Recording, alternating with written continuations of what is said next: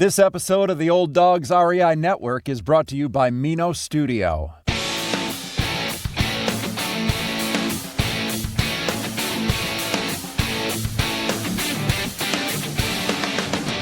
Welcome to the Old Dogs REI Network, where cash flow is king. Real estate investing, the means, so you can enjoy your retirement dreams. This is the show where we cut right to the chase. No sales pitch, no long monologues, just simple how-to real estate investing advice, so you can earn the passive income you need to enjoy your retirement today. And now, your host and chief old dog, Bill Manassero. Hello, old dogs, and welcome to Fun Facts Friday. This is our once-a-week, only on Friday show, where we have special episodes not featuring guests, where I will share tricks, tips, terminology, and techniques that will help skyrocket you to real estate investing success. Today's topic is putting together your 2020 strategic real estate investing plan. Well, this is the big one. I'm looking forward to jumping into it here. But before we do, just want to touch base with you guys. I hope everything is going well. I hope you are just crushing it in real estate investing, or at least if you're doing your research and you're collecting information, I hope you're doing well there too. And I hope you're getting inspired. And I hope that this show has been helpful to you to provide information, ideas, and resources so that you can move forward with your plans here to generate some great cash flow in your retirement. Well, I just also like to offer a quick little tip. If you are looking at an area and you're not really sure about it, or maybe you want to get a better feel for this area. And let's say this area is not someplace you can drive to. Then I would really recommend using Google Maps. I think there's also Google Earth, but I think they can kind of link together.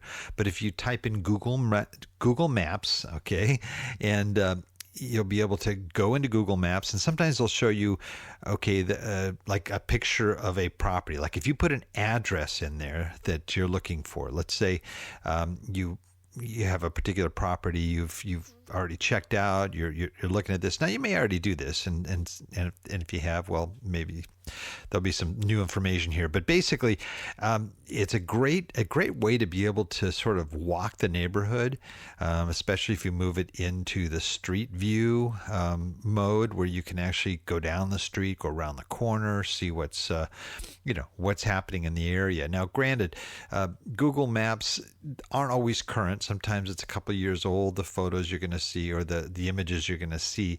So you have to be aware of that. And you can always check at the bottom of the page. You can see when you stop on an image, it'll tell you sort of when that photo was taken. But it's a really good way to get a feel for an area. It's also a good idea. We talk about driving for dollars, going into neighborhoods and looking for that house that looks like it's just a little bit below the other properties in that area. Maybe it's just somebody's let it run down or what have you. And, people will find these little gems that they can go into, do some rehab, and be able to rent them or sell them at a higher rate.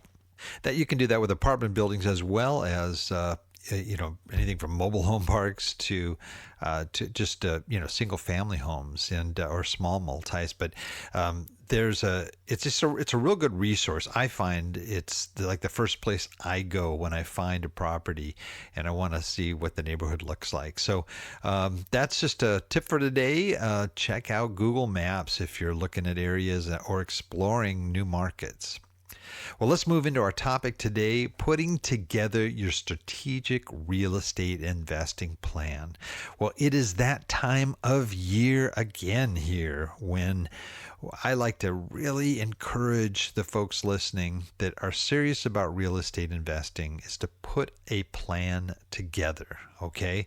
And the plan is something that will I hope will be something that will be a learning process for you as you put this together. But it's so important to have your goals written down, to have the strategies you're going to use written down, and to be able to monitor yourself as you go along and hold yourself accountable so that you are moving toward your goal of growing this real estate portfolio, or maybe it's just acquiring a couple of properties, whatever it may be.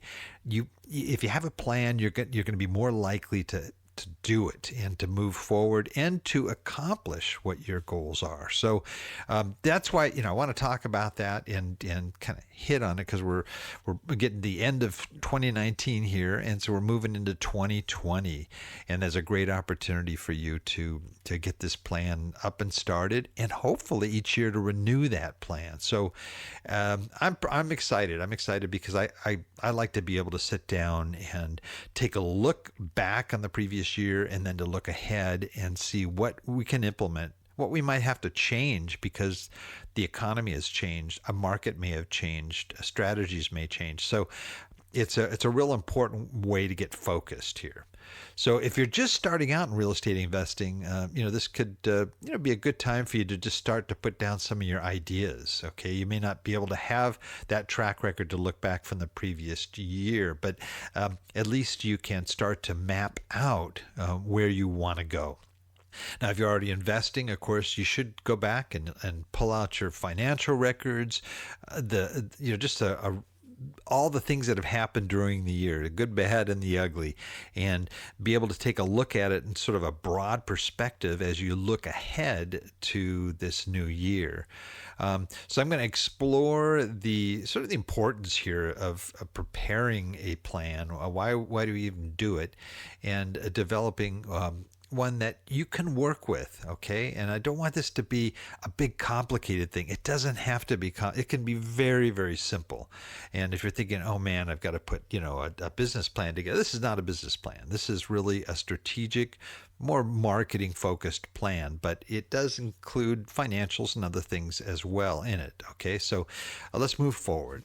Developing a good strategic plan is very important if you're serious about real estate investing. I mean, if you're just you're just I'm going to buy a house this year, or maybe I might want to just test out the waters or whatever. It probably won't be very effective in terms of putting a goal to a plan together with goals for that kind of an approach. But this is for people that really are saying, hey, I need to make this much money by the end of this period so that I can fill that gap for my cash flow needs, or I need to invest so much to be able to get this kind of return so that I can maintain my nest egg, or whatever your goals may be. And so that's really what the idea is to get a plan that will keep you on track and keep you focused. I'd recommend just right off the chute to buy one of those notebooks it has a clear slip covers, and you can put in there 2020 strategic real estate investing plan, okay? And treat it serious, and have that notebook if you have a desk that you work on when you do your real estate stuff, put that notebook on that desk. If you have to buy a little bookends, and put the notebook there so that it's always there as your reference, that then do so. As you move into this planning stage, I'd even say, if you can get a whiteboard, or if you don't have whiteboard, you can get big pieces of paper and stick them on the wall. But look at this as like a planning session, okay? You're like you may do at your work if you're in the corporate world, where you're putting down ideas and you're planning for the new year, and brainstorming and doing things like that, so you can start just kind of laying out some of your thoughts, your ideas, your goals, and start to organize them, and the things that you may have to actually investigate even further to find out, is this feasible? Is this an area I want to go into? Is that a strategy I want to implement? And start just jotting them down so you can look at them. And this may be over a period of time that you may do this process.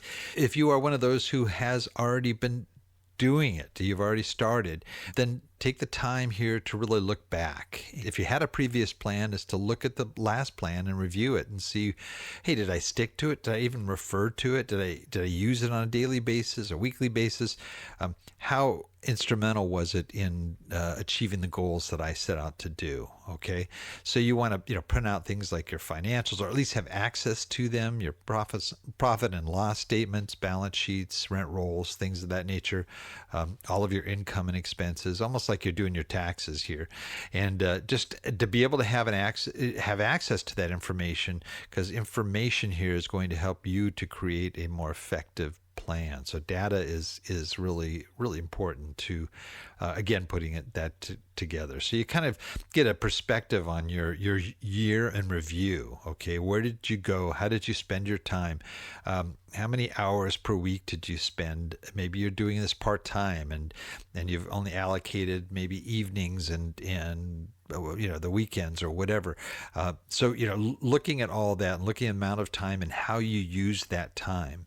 Then look at things like, did you attend any, conferences or seminars? Did you listen to podcasts, read books?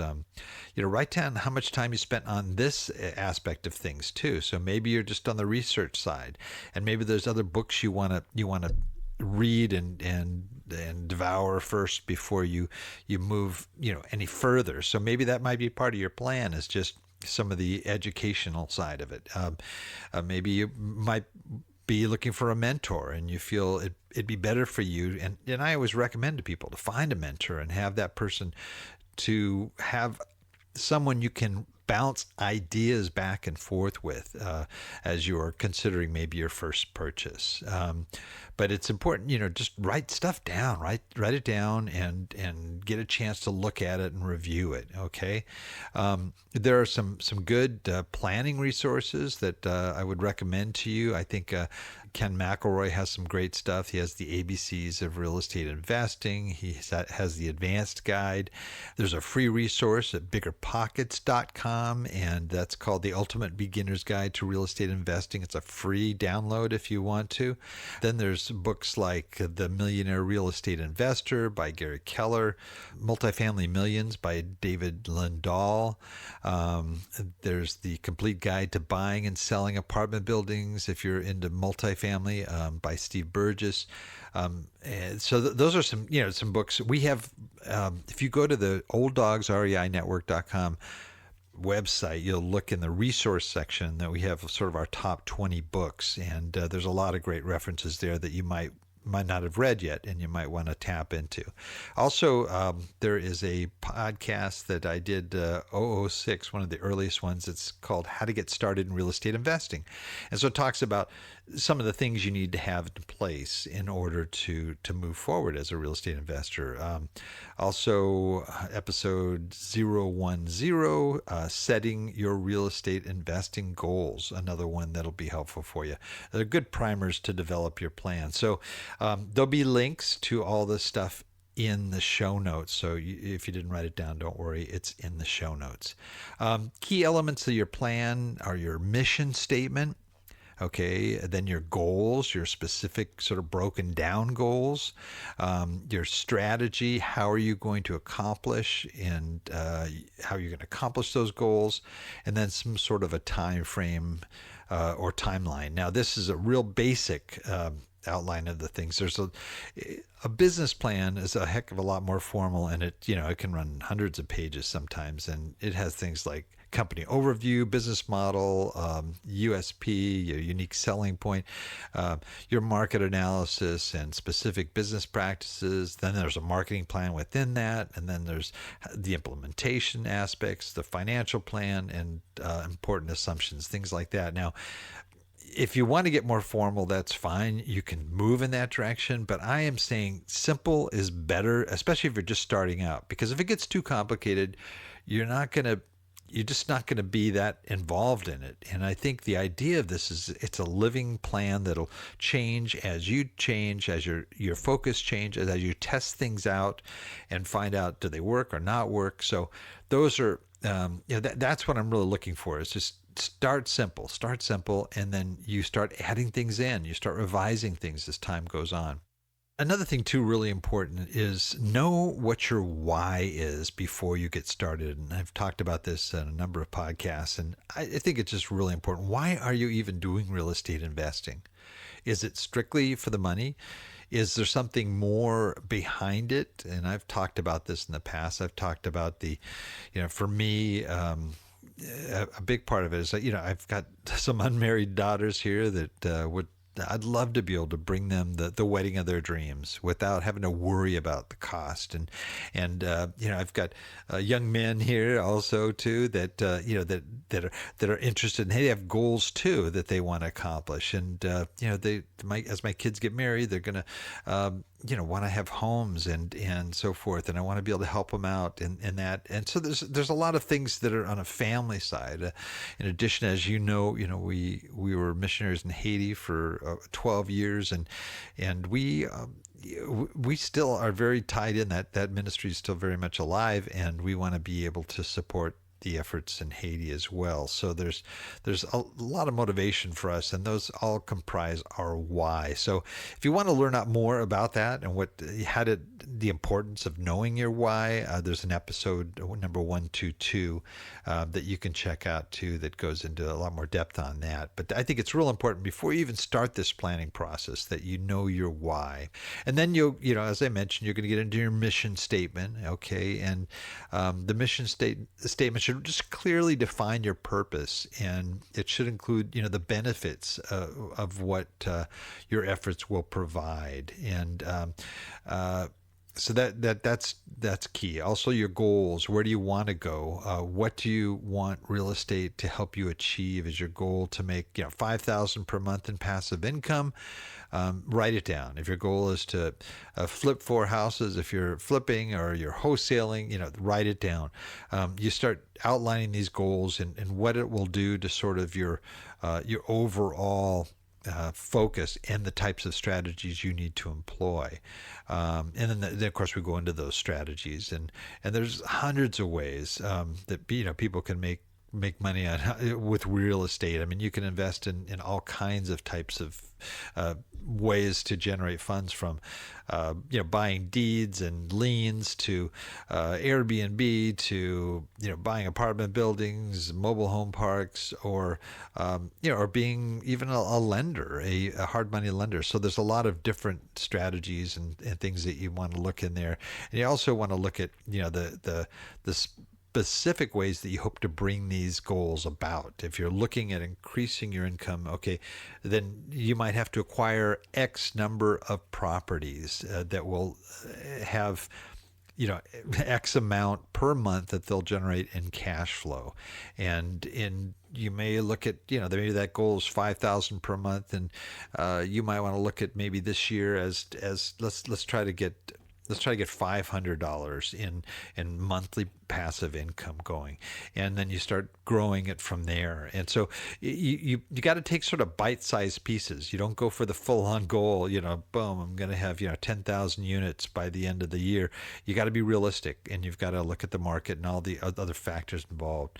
The time frame is important too. What is your time frame to reach those goals? Be realistic here, and don't be afraid to reach either. I mean, do you want to retire in 10 years, or are you planning on quitting your job next month? And then how much time can you give to these goals?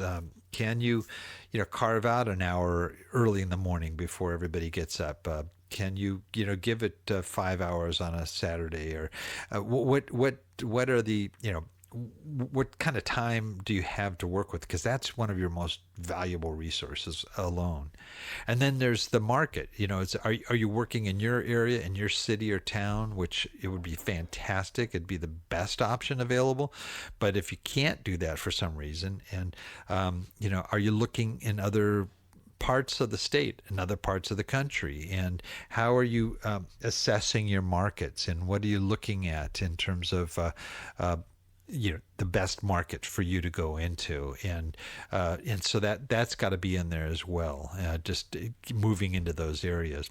And then the criteria.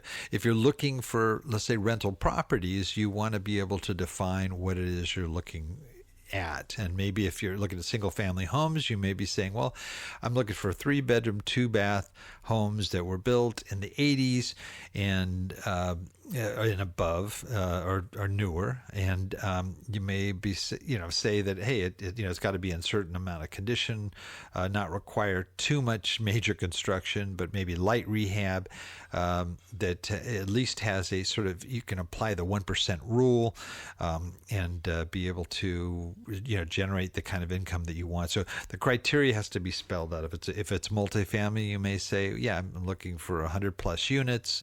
Got to allow for flexibility here. If you're not finding enough deals to cherry pick from, you can change your market and or strategy. So you're going to allow for that in this process. As you start, you may, part of your plan may be, I'm going to do mailings. I'm going to do direct mail. I'm going to send out 300 pieces a month. And as you do that, you'll start to see what kind of response you're getting, and you can refine your plan as you go along. How do you find motivated sellers if you want to try to get off market deals? And where do you look? What kind of connections do you have to make? Do you have to talk to brokers? And if you have to talk to brokers, how many brokers are you going to talk to, and over what period of time? Maybe it's call one new broker a week. Maybe it's call 5 a day.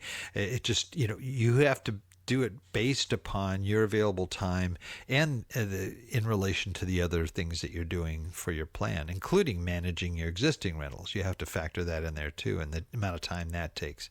And then the financing aspect of it.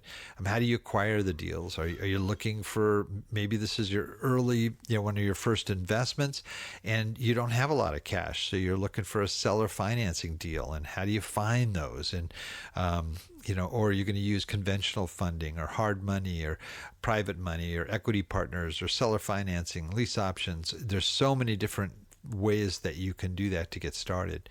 And then your team, which is really, really critical if you don't have a team in place, but you need a mentor. A mentor is important. You'll need a good attorney, a real estate attorney in your state. And if you're buying in other properties, you have to get attorneys in those states as well. You need a good CPA, someone that can manage your taxes each year, someone with real estate investing experience. And you don't need to necessarily, know who these people are to begin with, but you can define the roles, and then you can help to find those people a little bit later on. And then for everything that you do, as you build this in there, you've got to keep in mind your exit strategies and your backup plans. Should something not work out, if you know, for example, you need to get you're buying with the idea of holding a property for 5 years, and you need to build that into your plan. How long is it going to be before you exit? What are your backup plans? Do you flip, lease option, wholesale, bird dog, sell notes? When are those main things going to happen? And sort of what is your end game?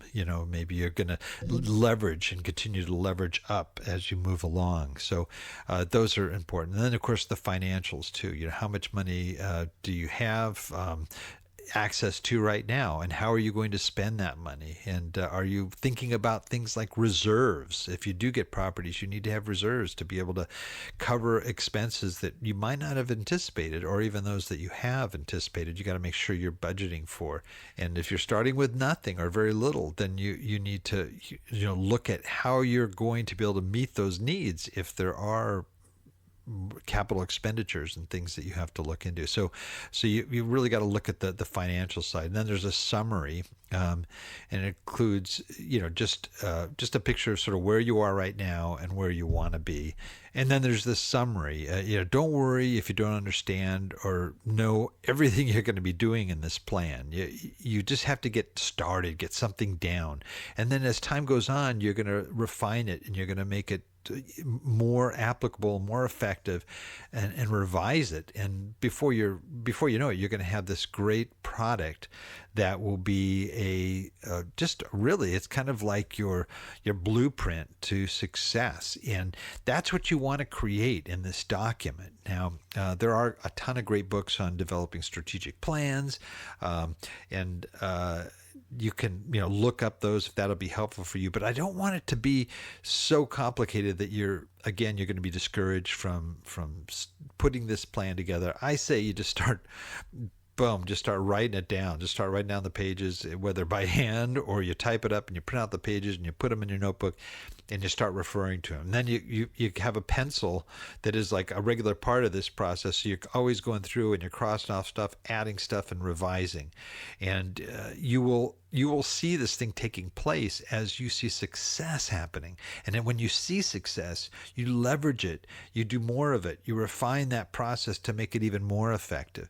So that's what we're looking for. And next week, I'll talk a little bit more about some of the dynamics of implementing that plan. But I really want you guys to succeed. I mean, I really do. That's like my goal is to do what I can do here in this show, through our website, through our resources, to be able to help you to succeed at reaching those goals regarding your retirement. And if I can do that in any way, shape, or form, you want to write to me and ask me questions, I'd be happy to help you, especially if you're putting your plan together and you have some questions about the plan. I'll be happy to share with you what I do. It may not be the best for you, but I'll share with you what I do, and then you can decide whether or not that's going to work for you. But either way, boom, just let's move forward and let's make these dreams real. Let's make this goal that we have here with real estate investing something that's not just a dream, but is something tangible, okay, that we will actually accomplish and move forward with. Well, that's it for today. Please note, Old Dog listeners, everything presented here can be accessed in our show notes on the Old Dogs website at olddogsreinetwork.com/blog. And you're going to look for the episode entitled Putting Together Your 2020 Strategic Real Estate Investing Plan. So until next time, remember, cash flow is king and real estate investing the means. Thanks again for listening, and may God bless.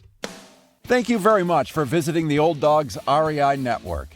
We would greatly appreciate if you would stop by iTunes and let us know what you think of the show. We would love if you could subscribe to the podcast, give us a 5-star rating, and write a review. The more ratings and reviews we receive, the more visible the podcast will be to others. Thank you.